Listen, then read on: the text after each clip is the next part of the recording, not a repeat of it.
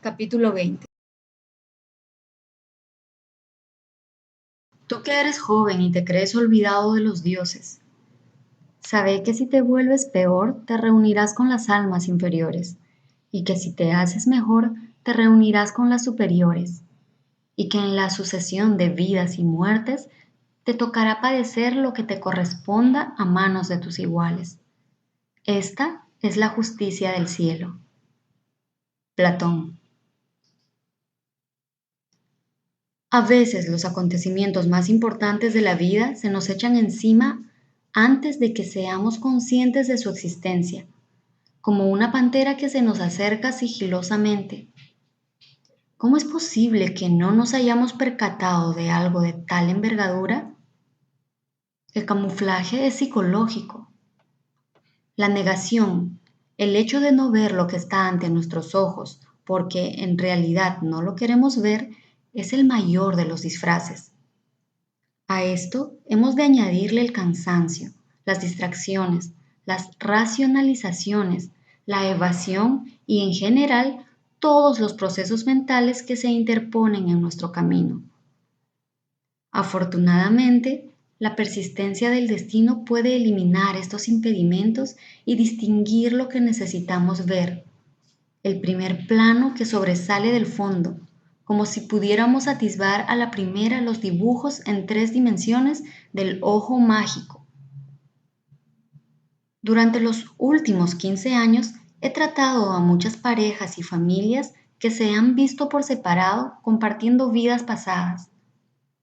En otras ocasiones he inducido a regresión a parejas que simultáneamente y por primera vez se han visto relacionándose en la misma vida anterior.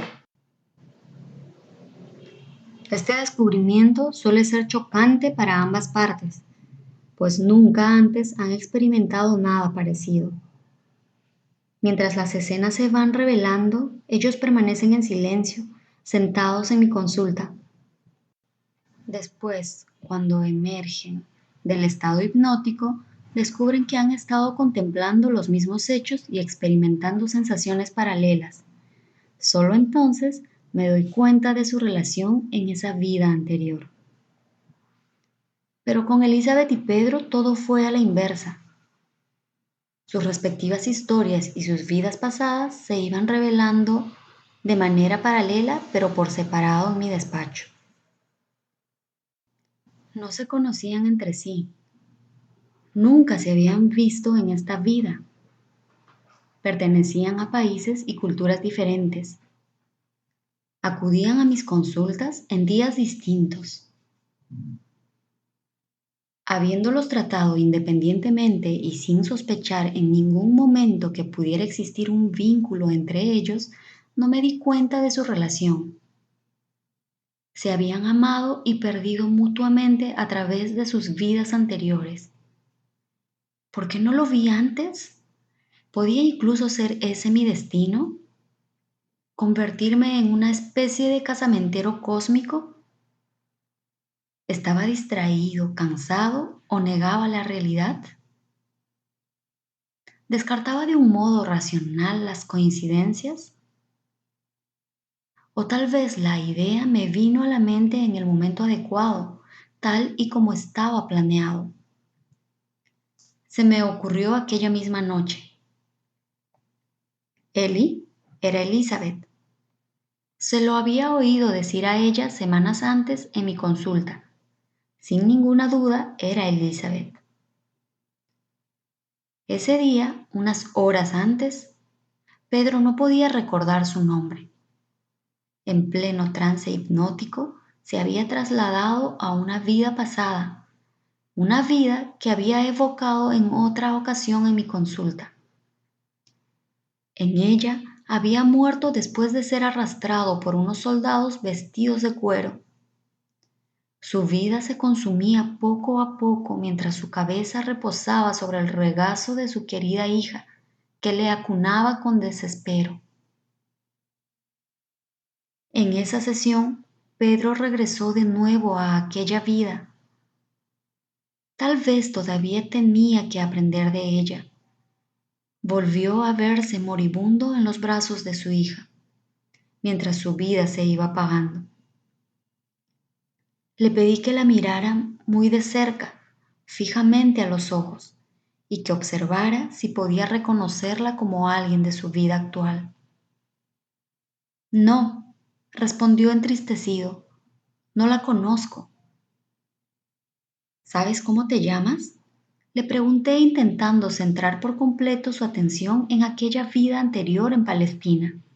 No, dijo finalmente después de quedarse unos momentos pensando. Te daré unas cuantas palmadas en la frente mientras cuento hacia atrás de 3 a 1. Deja que el nombre entre fugazmente en tu mente, en tu conciencia. Cualquier nombre que recibas será válido. No se le ocurrió ninguno. No sé cómo me llamo. No me viene nada a la mente. Pero algo de pronto irrumpió en mi mente como una explosión silenciosa, algo vívido y claro. Eli, dije gritando. ¿Te llamas Eli? ¿Cómo lo sabes? Contestó desde las profundidades ancestrales. Ese es mi nombre. Algunos me llaman Eliu y otros Eli. ¿Cómo lo sabes? ¿Tú también estabas allí? No lo sabía, le contesté honestamente. Se me acaba de ocurrir. Estaba muy sorprendido por lo que acababa de pasar. ¿Cómo podía yo saberlo? En el pasado había tenido destellos psíquicos o intuitivos, aunque no a menudo. En este caso parecía que estaba recordando algo y no recibiendo un mensaje psíquico. Pero recordando desde qué momento, no podía situarlo. Mi mente hizo un esfuerzo para recordar, pero no lo conseguí. Sabía por experiencia que era mejor que no me esforzara más por recordar. No te preocupes tanto, me dije a mí mismo. Ve haciendo tus cosas, ya verás cómo obtendrás la respuesta en poco tiempo y de un modo espontáneo. Este extraño rompecabezas no estaba completo. Le faltaba una pieza importante sin la cual no podía realizar la conexión esencial. Sí, pero ¿una conexión con qué? Intenté en vano concentrarme en otras cosas. Un poco más tarde, esa misma noche, me vino de pronto a la mente la pieza que andaba buscando. De golpe fui consciente de ello. Era Elizabeth. Hacía 2 meses había recordado una vida pasada en la que había sido una hija de un alfarero en la antigua Palestina. Unos soldados romanos habían matado accidentalmente a su padre después de haberle arrastrado y atado a un caballo. Los soldados no dieron ninguna importancia a lo que le había ocurrido. Destrozado y sangrante, murió lentamente acunado por su hija sobre una calle polvorienta. En aquella vida, Elizabeth había recordado su nombre, Eli. Mi mente empezó a trabajar a toda prisa. Los detalles de cada una de las 2 vidas en Palestina cuadraban. Los recuerdos evocados por Pedro y Elizabeth concordaban a la perfección. Las descripciones físicas, los hechos y los nombres eran los mismos en ambos casos, padre e hija. He trabajado con mucha gente, por lo común parejas, que se han encontrado en vidas pasadas. Muchas personas han reconocido a sus almas gemelas viajando con ellas a través del tiempo y se han reunido una vez más en su vida actual. Nunca me había encontrado con almas gemelas que todavía no se hubieran encontrado en su vida actual. En este caso, se trataba de almas gemelas que habían viajado durante casi 2000 años para reunirse de nuevo. Finalmente, había llegado el momento en que, pese a estar muy cerca el uno del otro, todavía no se habían encontrado. A falta de los historiales de cada uno que me había dejado en la consulta, intenté recordar en casa si Elizabeth y Pedro habían compartido otras vidas en el pasado. Al menos una, pero no en las rutas de los mercaderes de la India, ni en los manglares de Florida, ni en Hispanoamérica, amenazado por la malaria, ni en la antigua Irlanda. Estas fueron las únicas vidas que pude recordar. Otro pensamiento se apoderó de mí. Tal vez sí que se habían estado juntos en algunas o todas aquellas vidas, pero no se habían reconocido, pues no se habían visto en el presente. No había ningún rostro, ni nombre, ni punto de referencia en su vida actual. Nadie que conectara con ciertas personas de sus encarnaciones anteriores. Poco después me acordé de la vida de Elizabeth que había pasado en el oeste de China, de las llanuras erosionadas por el tiempo, donde su gente fue masacrada y ella y otras mujeres fueron capturadas. Pedro había vuelto a esas mismas llanuras que había localizado en Mongolia para reunirse con su familia, sus parientes y su gente que resultaron estar todos muertos. En medio del caos, la aniquilación y la desesperación de aquel recuerdo, Pedro y yo dimos por hecho que su mujer había sido asesinada, pero no fue así. Había sido capturada y secuestrada, y nunca más pudo volver a los cálidos brazos de su marido. Ahora, aquellos brazos habían vuelto, después de atravesar las peligrosas nieblas del tiempo, para abrazarla de nuevo, para estrecharla dulcemente contra su pecho. Pero ellos todavía lo ignoraban, solo yo lo sabía.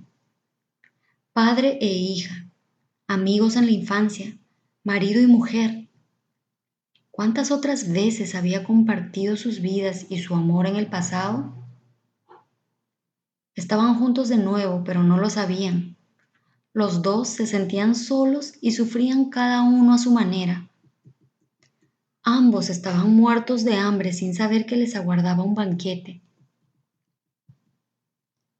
Las leyes de la psiquiatría me coaccionaban enormemente, y más todavía las sutiles reglas del karma. La ley más estricta es la de respetar la intimidad y no traicionar la confianza de los pacientes.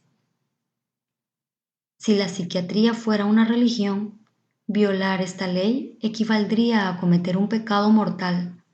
Como mínimo, constituiría un acto de negligencia.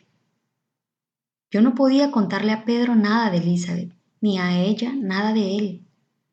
Lo que podía ocurrir al violar la ley fundamental de la psiquiatría era evidente, dejando aparte las consecuencias espirituales o kármicas por el hecho de entrometerse en el libre albedrío de otra persona. Las consecuencias espirituales no me hubieran hecho desistir. Podía presentarlos y dejar que el destino se ocupara del resto. Fueron las consecuencias psiquiátricas las que me coartaron. ¿Qué ocurriría si estaba equivocado? ¿Y si se iniciaba una relación entre ambos y luego se echaba a perder? Esto podía despertar en ellos la ira y la amargura. ¿En qué medida afectaría sus sentimientos hacia mí, su terapeuta de confianza? ¿Y si su estado empeoraba? ¿Acaso todo el trabajo terapéutico iba a ser en vano?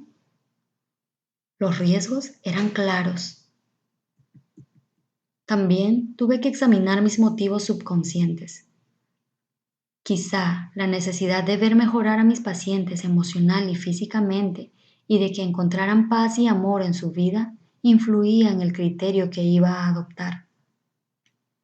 ¿Acaso mis propias necesidades me impulsaban a traspasar las barreras de la ética psiquiátrica? La opción más fácil era no meterme en camisa de 11 varas y callar. Si no se hacía nada, no hay consecuencias. Ante la duda, abstente. En otra ocasión, también me resultó muy difícil tomar una decisión. ¿Debía escribir el libro Muchas vidas, muchos maestros o no? Publicar este libro podía poner en peligro mi carrera profesional en todos los aspectos. Tras 4 años de dudas, decidí hacerlo. Una vez más, elegí el riesgo. Decidí intervenir, desafiar ligeramente al destino. Como concesión a mi preparación y a mis miedos, lo haría del modo más cuidadoso y sutil posible. Las escenas y detalles de las épocas históricas que evocaron Elizabeth, Pedro y otros de mis pacientes son muy similares.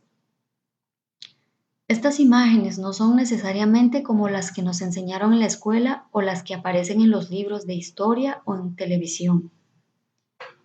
Se parecen porque provienen de recuerdos reales. Carolina Gómez, que fue Miss Colombia y quedó segunda en el concurso de Miss Universo de 1994, recordó durante una regresión filmada una escena de una vida anterior en la que era un hombre desnudo, arrastrado por caballos romanos, que perdía la vida. Esta muerte se parece a la que recordó Pedro. Otros pacientes también recordaron muertes provocadas por caballos que arrastraban su cuerpo. No solo en la época romana, sino también, desgraciadamente, en muchas otras culturas. Una paciente de Colorado recordó que fue secuestrada de su tribu de nativos americanos y que nunca más volvió a ver a su familia. Finalmente logró escapar, pero murió en el antiguo oeste, en un lugar que actualmente correspondería a un pabellón de un hospital psiquiátrico. Es una historia parecida a la experiencia de Elizabeth en Asia. El tema de la separación y la pérdida es muy común en las regresiones a vidas anteriores. Todos deseamos curar nuestras heridas psíquicas. Esta necesidad de sanar hace que recordemos viejos traumas, que son los responsables de nuestro dolor y nuestros síntomas, en lugar de evocar tiempos de paz y serenidad que no nos han dejado secuelas. De vez en cuando trabajo con 2 o más personas a la vez. En estos casos, no permito que ninguno de los pacientes hable porque pueden distraerse los unos a los otros. Hace poco, induje una regresión a una pareja al mismo tiempo. Esta regresión, durante la cual no pronunciaron ni una sola palabra, ocupó toda la sesión y no tuvimos tiempo de repasar sus experiencias. Después, una vez en casa, ambos compararon los apuntes que habían tomado durante la terapia. Para su sorpresa, los dos habían recordado una vida en la que coincidieron. Él era un oficial británico en las colinas americanas y ella, una mujer que vivía allí. Se conocieron y se enamoraron apasionadamente. Él fue destinado de nuevo a Inglaterra y nunca más volvió a ver a su amada. Ella se quedó destrozada por la pérdida, pero ninguno de los dos pudo hacer nada para solucionarlo. La sociedad colonial y los militares británicos tenían unas reglas y costumbres muy estrictas. Ambos describieron del mismo modo las ropas antiguas que llevaba ella. Los dos recordaron el barco en el que él abandonó las colonias y partió hacia Inglaterra, y la triste y emotiva despedida que vivieron. Todos los detalles de aquella evocación coincidieron. Sus recuerdos también ilustraron los problemas que tenían en su relación actual. Ella, principalmente, sufría de un miedo obsesivo a la separación, lo cual hacía que él sintiera la constante necesidad de asegurarle que no iba a abandonarla. Los miedos de ella y la necesidad de él no tenían ningún fundamento en la realidad de su relación actual. Aquella actitud tenía sus raíces en los tiempos coloniales. Otros terapeutas que practican las regresiones a vidas pasadas obtienen los mismos resultados que yo. Es más frecuente que surjan los traumas que los recuerdos placenteros. Las escenas donde hay muertes son importantes porque suelen ser traumáticas. Las vidas anteriores se parecen, al igual que los acontecimientos importantes, porque el ser humano recurre a los mismos temas y las mismas ideas en todos los tiempos y en todas las culturas. Lo que fue, eso será. Lo que se hizo, eso se hará. Nada nuevo hay bajo el sol. Eclesiastés 1:9.